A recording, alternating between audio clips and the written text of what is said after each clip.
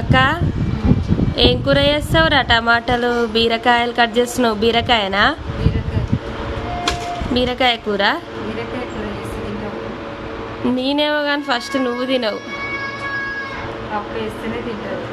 పప్పు బీరకాయ పెసరపప్ప. బీరకాయ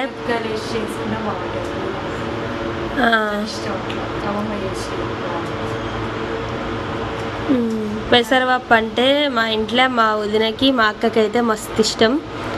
బాగా తింటారు వాళ్ళ ఇష్టంతో. ఇప్పుడు మా వదిన ప్రాణం అంతా ఇల్లనే ఉంటుంది. ఈ పప్పు అనగానే వచ్చి తింటూనే ఉంటుంది అన్నదా.